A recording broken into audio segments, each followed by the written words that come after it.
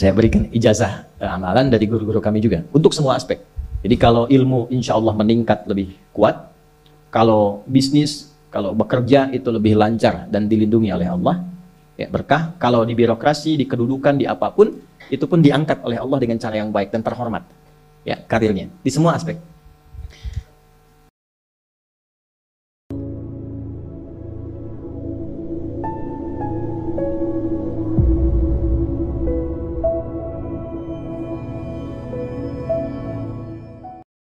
Satu sholat amalannya.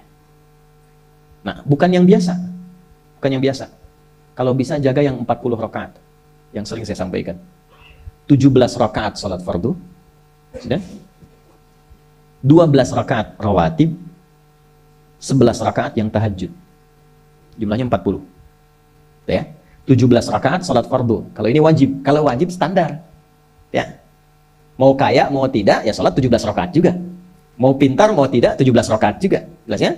Rumusnya 24-4-3-4. Ya, itu ya, nomor aksesnya. 24-4-3-4. 2 subuh, 4 zuhur, 4 asar, 3 maghrib, 4 isya.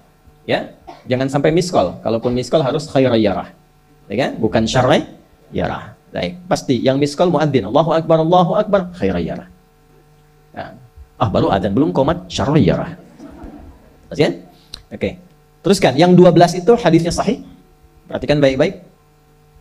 Man shalla isnatai asyrata rak'atan fi yaumin wa lailatin. Siapa yang menunaikan salat sunnah 12 rakaat yang mengiringi salat fardunya siang dan malam.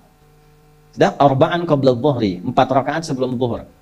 4 rakaat sebelum zuhur. Teknisnya bisa langsung 4 atau 2-2. 2, kemudian salam, 2 rakaat lagi salam. Jelas? Baik. Kemudian arba'an qabla dhuhri, rak'ataini ba'daha, 2 rakaat setelahnya. Setelah zuhur 2 rakaat. 4 tambah 2 berapa? 6. Rak'ataini ba'dal maghrib, 2 rakaat setelah maghrib. 6 tambah 2, 8. Rak'ataini ba'dal isya, 2 rakaat setelah isya. 8 tambah 2, 10. Rak'ataini qabla al-fajri, 2 rakaat sebelum subuh. 12 ya? Nah, jaga yang 12 ini. Jaga yang 12. Kalau sebelum zuhur tidak memungkinkan 4, misal sebelum zuhur. Karena kasusnya bisa berbeda. Ada Ibnu Umar, Abdullah bin Umar radhiyallahu taala anhuma menemukan kasus berbeda, seperti Anda di kantoran waktu singkat saat Ramadan, kan? Dapatnya cuma mungkin 2. Maka ada hadis dari Nabi sallallahu alaihi wasallam, riwayatnya Ibnu Umar. Qala au kama qala hafidtu an Rasulillah sallallahu alaihi wasallam 10 rakaat. Saya hafal dari Nabi 10 rakaat. Kalau tidak sempat sebelum zuhur 4, boleh 2. Nah, dari Ibnu Umar ini sebelum zuhurnya 2 rakaat. Sebelum zuhurnya berapa?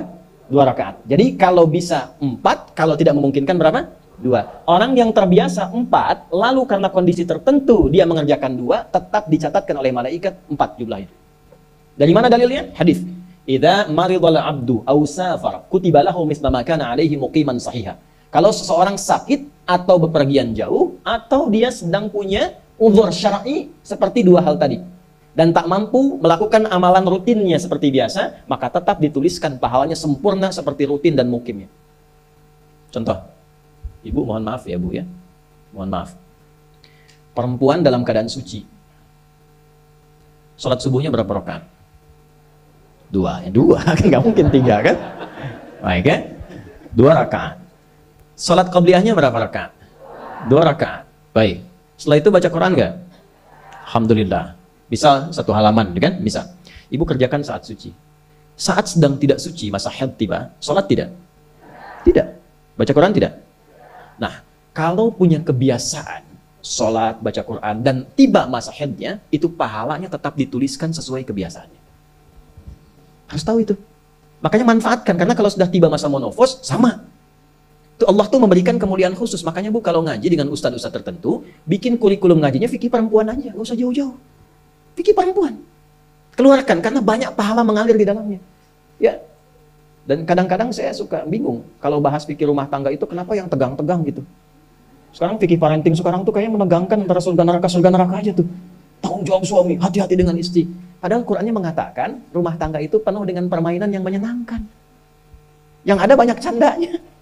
Gitu. Coba keluarkan tuh hadis-hadis itu ya. Ibu tahu salah satu istri Nabi ada namanya Sayyidah Saudah binti Zam'ah. Itu sepuh Bu. Usianya sekitar 70 tahunan ke atas. Dan beliau, Nabi SAW bangunkan rumahnya, itu kamarnya di samping Sayyidah Aisyah, dekat Raudhah. Sepuhnya luar biasa, hobinya bikin makanan, masak. Satu kali ketika beliau sedang ngolah tepung, Nabi pulang. Pas kemudian bagiannya Sayyidah Saudah binti Zam'ah datang sedang ngolah tepung, atau dalam riwayat atau kama hadas itu dicolek tepungnya, bermain bercanda, dicolekkan di keningnya, di kening istrinya. Nah, itu sudah sepuh, dicolekkan, masih bercanda, masih tertawa. Kalau bahasa kita masih panggil sayang gitu. Ini kapan kakek nenek masih bilang sayang dan canda. Ini penuh dengan demikian ya. Ini yang mau saya kembalikan deh, ya nilai-nilai tadi. Jadi kembali ke sini, Bapak Ibu sekalian, kembali ke sini. Ya urutkan lagi, kita agak cepat masuk ke dalam pembagiannya. Detil pada pembahasan ini, satu salat 40 rakaat. Sudah?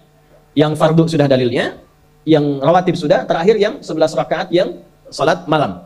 Ya, 11 rakaat yang salat malam. Nah, ini 11 rakaat ini bisa warming up dulu 2 rakaat tanpa baca surat Al-Fatihah saja. Di Allahu Akbar langsung Al-Fatihah, tidak pakai iftitah, tidak pakai surat selain Al-Fatihah. Allahu Akbar. Ya, a'udzubillahi minasyaitonir rajim. Bismillahirrahmanirrahim. Alhamdulillahirabbil alamin sampai waladhdallin, selesai amin langsung rukuk. 2 rakaat. Seperti itu. Itu namanya khafifatain. 2 salat ringan, warming up untuk persiapan supaya hatinya itu bisa khusyuk, badannya bisa agak hangat sebelum memulai tahajud. Barulah kemudian tunaikan 2 rakaat setelah itu, 2 rakaat setelah itu, 2 rakaat setelah itu, ujungnya tutup dengan 1. Ya, itu riwayatnya ada dalam riwayat Abu Daud, nomor hadis 1367 dari Ibnu Abbas radhiyallahu taala anhuma. Ya, juga disampaikan dalam riwayat Ibnu Umar radhiyallahu taala anhuma ketika beliau mengatakan dari Nabi sallallahu alaihi wasallam, "Salatul laili masna masna, fa idza khasya ahadakumul fajra falyutir rak'atan wahidah." Kalau pengen mulai tahajud 2 rakaat dulu. Sampai merasa enak. Dan tolong ingat ya, tolong nggak usah panjang-panjang dulu suratnya. Untuk berlatih 11, mulai dengan 2 dulu. Kalau belum sempat 11, 2 dulu. 2 rakaat aja. Tolong mohon jangan paksa tambah 2 rakaat. Itu pun bangunnya jangan terlalu malam. Jangan terlalu awal malam. Subuh jam berapa sekarang? Terjadi perbedaan pendapat. Oke, 4.25 lah ya. Misal 4.21, 4.20 lah. Pas ya. Misal kita ambil tengah-tengah 4.20. Sudah, bangun 4 kurang seperempat.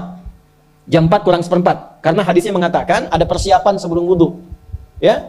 Karena Nabi sallallahu alaihi wasallam adalah kebiasaan Nabi sallallahu alaihi wasallam, idza staiqadha min naumihi, kalau bangun dari tidurnya fajalasa, duduk dulu. Duduk. Wa masaha biyadihi min athari naumi, kemudian menghapus bekas ngantuknya. Ya, menghapus jejak ngantuk dengan bagian tangan yang bersih. Itu kan butuh waktu. Ya. 4.15 bangun. Duduk dulu, atur alarm. Ya, alarm mungkin ya 3.15, 3.30, ya, kemudian jam 4 terakhir. Alarm pertama untuk mematikan alarm kedua. Alarm kedua siap-siap, alarm ketiga sadar. Ya, kan begitu kan? Ya. Ya begitu, itu rumusnya. Nanti kalau sudah ayat tahajud, masuk Al-Isra, nanti saya jelaskan. Itu ada isyaratnya di Quran. Bukan isyarat alarm ya, tapi isyarat perjuangan kita untuk bangun. Jadi 4 kurang 15 itu adalah persiapan supaya jam 4 bisa wudu. Ya begitu jam 4, thumma dhahaba ila shinin mu'allaqah, pergi ke tempat kemudian berwudu, tempat tertutup, wudu, selesai, balik lagi, kan 4.20 adzan kan? Misalnya 4.10 mulai sholat. Kalau 2 rakaat kan nggak lama-lama. 5 menit, witirnya 1 menit, 3 menitnya istighfar, nunggu subuh. Ya, bacanya jangan tinggi-tinggi. Al-Falaq, An-Nas, witirnya Al-Ikhlas. Besoknya Anda sudah bosan, 4 rakaat. Al-Duha, Al-Insyirah, Al-Falaq, An-Nas, Al-Ikhlas. Besoknya terus sampai bosan, tambah 6 rakaat, sampai konsisten 11. Jelas? Mulai dengan seperti itu, 11 tambah 12, kan? Berapa? 23 tambah 17, 40. Tolong jaga ini, selama hidup tunaikan aja. Kalau tidak percaya, silahkan coba. Nanti lihat apa perubahan yang terjadi dalam kehidupan. Lebih Allah saya katakan silahkan coba. Yang kedua Al-Quran. Yang kedua apa? Al-Quran. Kan ada 3 tadi ya. 1, salat. Kedua, Al-Quran. Jangan lewatkan 1 hari tanpa baca Al-Quran. Walaupun hanya 1 ayat. Walaupun hanya 1 ayat. Walaupun keterlaluan sih 1 ayat itu. Ya. Alif, Lam, Mim, dah. Pesan Ustaz kan 1 ayat. Nun, dah. Oke. 1 halaman. Nah, biasanya begini, semakin banyak dibaca, semakin terjadi perubahan yang berbeda. Kalau ingin nguji begini, hari ini baca 1 halaman, besok baca 2 halaman. Nanti lihat perubahan yang terjadi antara hari ini dengan besok. Pasti ada pengaruh. Paling minimal, Allah akan jaga keadaan diri kita dari berbagai bentuk kegelisahan. Semua tenang aja. Ada masalah apapun, kasih ketenangan, kasih ketenangan. Dan ketenangan itu paling mudah melahirkan solusi. Jelas? Oke, 2, Al-Quran. Tiga kira-kira apa? Hah? Tiga apa kira-kira? Tiga, jaga wudhu. Apa pakai oh, jaga wudhu. Oh. Satu, sholat. Dua, Al-Quran. Tiga apa? Jaga wudhu. Apa dampak psikologisnya jaga wudhu? Tidak ingin batal wudhunya. Kalau orang tidak ingin batal, maaf kalau kebanyakan bohong batal tidak? Maksiat? Tuh, itu batal maknawi. Makanya orang punya wudhu itu pasti kalau dia selalu jaga wudhunya akan terjaga dalam kebaikan. Karena fungsi wudhu salah satunya mencegah maksiat. Itulah sebabnya setelah wudhu kita doa taubat. Coba selesai wudhu kok taubat. Asyhadu an la ilaha illallah wa asyhadu anna Muhammadan rasulullah. Kemudian Allahumma ja'alni minat tawwabin. Ya Allah, jadikan aku orang yang selalu taubat, bebas dari maksiat. Itulah rahasia wudhu. Salah satunya menjaga seseorang dari perbuatan maksiat. Ya, tidak bermaksiat, jaga wudhu. Saya itu banyak bercanda dengan keluarga, termasuk anak-anak. Bercanda terus, tapi serius dalam 3 hal. Salat, Quran, dan jangan pernah bermaksiat. Itu kalau anak saya itu pegang, Pak, ini cerita aja ya. Pegang mushaf nggak benar aja, itu bisa saya lempar dari jauh. Minimal saya teriaki. Pegang mushaf nggak benar, bukan nggak baca. Pegang mushaf, misal mushaf harusnya begini, misalnya dia pegang begini, atau taruh di atas paha, kaki, siapa, itu bisa saya lempar dari jauh. Perbaiki. 3 itu serius. Ya, karena itu adalah sesuatu yang bisa merubah kehidupan kita, dan itu yang paling memuliakan kita dan dimuliakan kita dengan itu. Itu poinnya. Tapi yang lain kita bisa bercanda. Sholat, jangan main-main.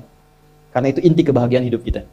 Dan maksiat, itu yang paling fatal mengantarkan pada, maaf, kehidupan akhirat yang buruk. Neraka itu kan karena maksiat. Nah, 3 itu ya, tolong jaga, nanti lihat perbedaannya. Silakan.